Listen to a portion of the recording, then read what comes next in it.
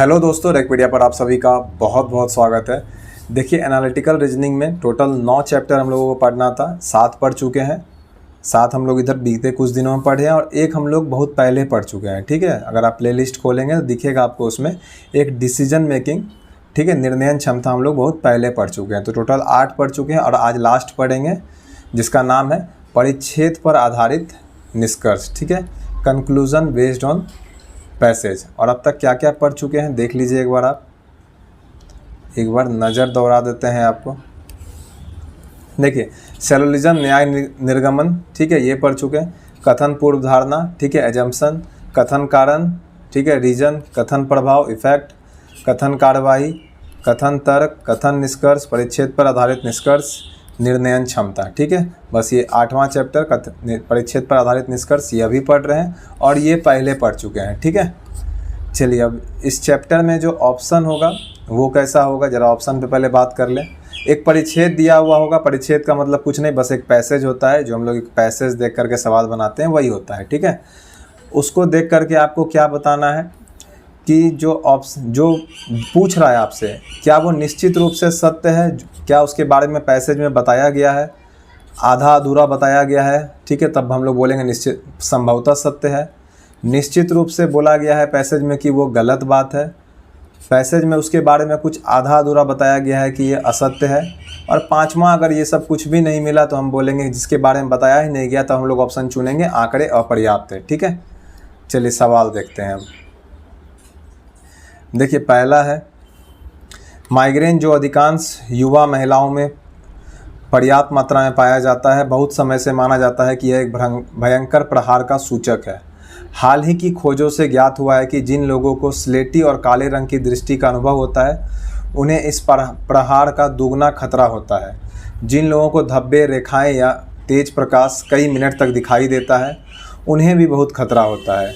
इस अध्ययन के अनुसार जिन महिलाओं को माइग्रेन के रहते हुए इस प्रकार के दृष्टि दोष की कठिनाई नहीं होती है उनको अधिक खतरा नहीं होता। यद्यपि पुरानी खोजें विपरीत निष्कर्ष पर पहुंची थी।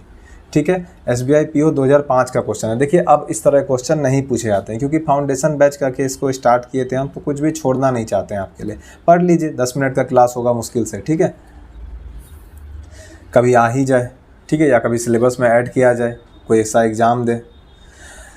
देखिए, पहला लाइन बोल रहा है कि काले रंग की दृष्टि का अनुभव मुख्यतः माइग्रेन के कारण होता है।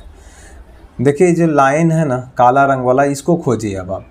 देखिए, हाल ये लाइन देखिए, यहाँ वाला, हाल ही की खोजों से ज्ञात हुआ है कि जिन लोगों को स्लेटी और काले रंग की दृष्टि का अनुभव होता है, ठीक है, अनुभव होता है, उन्हें इस प्रकार का दुगना खतरा होता है। ठीक है, तो काले रंग की दृष्टि का अनुभव जो है होता है माइग्रेन के कारण, ये ठीक बात है।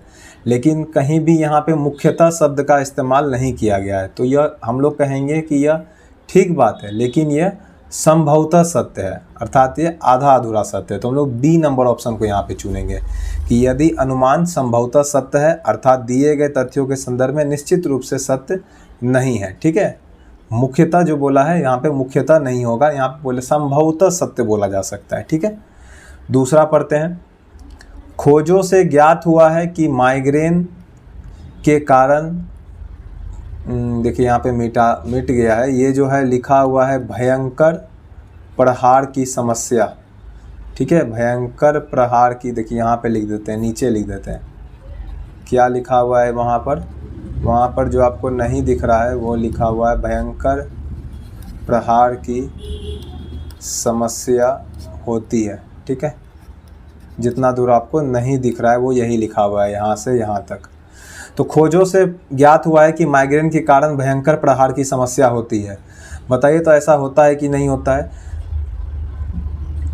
देखिए, ऊपर में ही लिखा हुआ है कि माइग्रेन जो अधिकांश युवा महिलाओं में पर्याप्त मात्रा में पाया जाता है, बहुत समय से माना जाता है कि यह एक भयंकर प्रहार का सूचक है। तो बिल्कुल ठीक बात है, भयंकर प्रहार की समस्या होती है, तो इसमें कहीं कोई डाउट नहीं है, आपका ये निश्चित रूप से सत्य है। ठीक है, तो ए नंबर ऑप्शन को यहाँ पे हम लोग चुनेंगे इसके लिए। ठीक है, पहला के लिए हम लोग चुनेंगे बी नंबर ऑप्शन, दूसरे के लिए हम लोग चुनेंगे ए नंबर ऑप्शन। ठीक है, चलिए इसके बाद देखते हैं। माइग्रेन तथा देखने की परेशानी पुरुषों में बड़े खतरे की ओर संकेत नहीं करती है। देखिए, प्रश्न में अभी जो परिच्छेद पढ़े थे तो आप ध्यान दिए होंगे, कहीं भी पुरुषों के बारे में कुछ भी नहीं कहा गया है। और अगर पुरुषों के बारे में नहीं कहा गया है तो डाटा अधूरा है, ये डाटा जो है अधूरा है, आंकड़े जो है पर्याप्त नहीं है। तो हम लोग सी ऑप्शन चुनेंगे इसके लिए, ठीक है। यहाँ यदि दिए गए तथ्य पर्याप्त नहीं है और दिए गए तथ्यों से अनुमान सत्य है तो असत्य है, ये आप नहीं कह सकते हैं।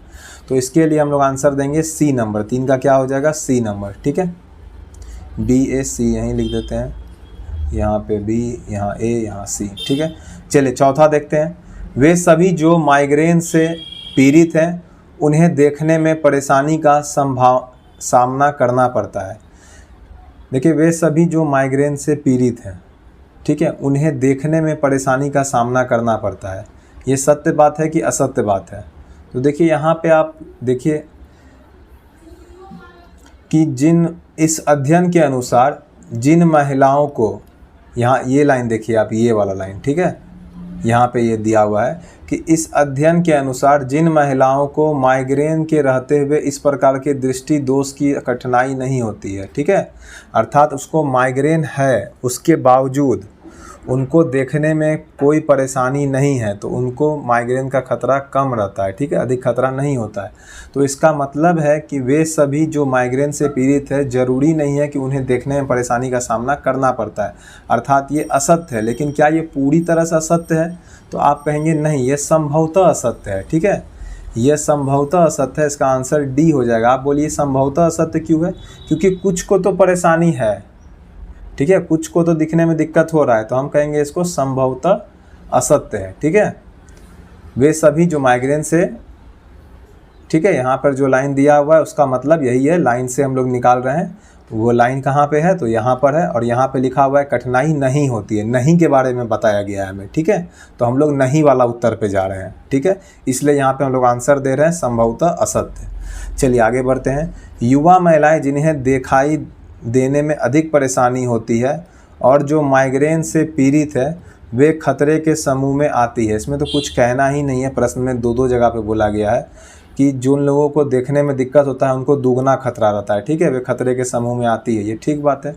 तो इसका आंसर हो जाएगा निश्चित रूप से सत्य है, तो ए नंबर हो जाएगा इसका आंसर, ठीक है। 5 का क्या हो जाएगा? ए नंबर, निश्चित रूप से सत्य है। चलिए दूसरा वाला परिच्छेद देखते हैं।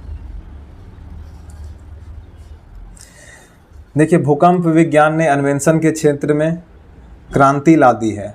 आदित्य जमीन की सतह पर कोई विस्फोट प्राघाती तरंगों के निर्माण हेतु प्रयुक्त किया जाता था और भूमि के नीचे से तरंगों के परावर्तन से नीचे क्या पड़ा होगा उसके मूल्यवान संकेत मिलते थे। तथापि इस स्तर पर कोई भी तेल अन्वेषण आसान नहीं था। भूकंप संबंधी सभी आंकड़ों का विश्लेषण करना आसान नहीं था, क्योंकि पूरी जानकारी प्राप्त करने के लिए विभिन्न प्रकार के बहुत सारे आंकड़ों का एक साथ समझना जरूरी है। प्रौद्योगिकी ने क्रमिक रूप से अन्वेषण में क्रांति पैदा कर दी है और इसे कला से एक यथार्थ विज्ञान के रूप में रूपांतरित कर दिया है। आज 3D भूकंपीय छवियां प्राप्त करना संभव है, जबकि भूतकाल में 2D छवियों तक को जोड़ना मुश्किल था। हालांकि ये अत्यधिक महत्वपूर्ण प्रमाण अंश है। कतिपय और भी साधन है जो भूवैज्ञानिकों को जमीन के नीचे तेल या गैस का भंडार वास्तव में है या नहीं है जानने के लिए सहायतार्थ बहुत संकेत देते हैं, ठीक है। चलिए सवाल देखते हैं। 6 नंबर सवाल है, केवल 3D भूकंपीय छवियां नीचे उपलब्ध प्राकृतिक संसाधनों का पता लगाने के लिए पर्याप्त नहीं है। बिल्कुल ठीक बात बोल रहा है, ठीक है। नीचे जो प्राकृतिक संसाधन है वहाँ देखिए, ये लाइन देखिए आप, ये वाला लाइन, ठीक है, यहाँ पे डैश दे रहे हैं, तो यहाँ पे साफ सुथरा लिखा हुआ है कतिपय और भी साधन है जो भूवैज्ञानिकों को जमीन के नीचे तेल या गैस का भंडार वास्तव में है या नहीं यह जानने के लिए सहायता बहुत संकेत प्रदान करते हैं, ठीक है। तो बोल क्या रहा है? 3D छवियां नीचे उपलब्ध प्राकृतिक संसाधनों को पता लगाने के लिए पर्याप्त नहीं है। बिल्कुल पर्याप्त ये नहीं है, इसके साथ साथ हमें और भी बहुत सारी चीज़ों को सहायता लेना पड़ता है, ऐसा यहाँ पे बोला जा रहा है। तो हम कहेंगे यह निश्चित रूप से सत्य बात है, यह निश्चित रूप से सत्य बात है, अर्थात 6 का आंसर ए नंबर हो जाएगा। 7वां नंबर देखिए, पुराने दिलों में तेल की उपस्थिति का पूर्वानुमान वैज्ञानिक प्रमाण की तुलना में निजी अनुभव के आधार पर अधिक किया जाता था। देखिए ऐसा कहीं भी नहीं बोला, अभी तो पढ़े आपको, निजी आधार पे किया जाता था नहीं किया जाता था, ऐसा कुछ भी नहीं बोल रहा है। वैज्ञानिक क्या कहते थे नहीं कहते थे, अपना अनुभव देते थे कि नहीं देते थे, ऐसा यहाँ पे टोटल कहीं भी नहीं कहा गया। वो बस यही कह रहे हैं कि 3D 2D छवि का बात किया गया है और उसके साथ में कुछ और भी साधन थे कतिपय जिनका सहायता लिया जाता था, लेकिन वैज्ञानिकों की अपनी राय कहीं भी ली जाती थी कि उनका अनुभव लिया जाता था, ऐसा कहीं पे भी नहीं कहा जा रहा है। तो हम कहेंगे कि यहाँ पे डेटा इनसफिशिएंट है, तो इसका आंसर हो जाएगा यहाँ पे सी नंबर। ठीक है, यदि दिए गए तथ्य पर्याप्त नहीं है तो इसका आंसर सी नंबर हो जाएगा। चलिए 8वां देखते हैं। केवल भूकंपी संबंधी आंकड़े ही हमें नीचे तेल या गैस की उपस्थिति का पूर्वानुमान करने में सहायता कर सकते हैं। बताइए ये सत्य बात है? तो आप बोलिएगा नहीं ये असत्य है, केवल लगाया गया है, यहाँ पे असत्य हो जाएगा ये। ठीक है, पूरी तरह से असत्य होगा कि संभवतः असत्य होगा? संभवतः असत्य होगा, क्योंकि भूकंप संबंधी आंकड़ा भी एक सहायता प्रदान करता है। ठीक है, भूकंप, लेकिन केवल बोल दिया तो गलत हो गया। केवल नहीं बोलता तो ठीक बात है, सहायता करता तो है, लेकिन केवल सिर्फ वही नहीं करता है, उसके साथ में और भी चीज़ों का सहायता वैज्ञानिक लेते हैं, भूवैज्ञानिक लेते हैं। तो इसका आंसर हो जाएगा संभवतः असत्य। संभवतः असत्य जो कि हो जाएगा हमारा कौन सा ऑप्शन में है? संभवतः असत्य डी नंबर में। ठीक है, डी नंबर में। तो 8 का आंसर हो जाएगा डी नंबर में कि यह संभवतः असत्य बात है। ठीक है, कि सिर्फ केवल भूकंप के सहारे आंकड़े ही हम लोग जो है तेल या गैस की उपस्थिति का पता लगाते हैं। ठीक है, यहीं पर देख लीजिए, यहाँ पे यह जानने के लिए सहायतार्थ बहुत संकेत देते हैं। क्या देते हैं? कतिपय और भी साधन है। ठीक है, और भी साधन है लिखा हुआ है, इसी पे 3 क्वेश्चन हो गया जुड़ा हुआ। चलिए आगे देखते हैं। तेल और गैस के अन्वेषण कार्य में लगे वैज्ञानिक वर्तमान में सही रूप से नीचे उपस्थित तेल और गैस की उपस्थिति का पूर्वानुमान कर सकते हैं। हाँ, कर सकते हैं, करते ही हैं, पूर्वानुमान करते ही हैं। उसी के लिए तो ये सब, ये जो इतना कहानी राम कहानी बताया जा रहा है, ये इसीलिए बताया गया है कि वैज्ञानिक सब जो है भूकंप का इस्तेमाल करते हैं और भी साधन का इस्तेमाल करके क्या करते हैं? तेल और गैस की उपस्थिति का पूर्वानुमान अर्थात अनुमान लगाते हैं कि हाँ यहाँ पे तेल और गैस निकलेगा। ठीक है, तो ये निश्चित रूप से सत्य है। तो निश्चित रूप से सत्य है, तो ए नंबर आंसर हो जाएगा और इसका 9 का आंसर हो जाएगा ए नंबर। ठीक है, चलिए लास्ट देखते हैं।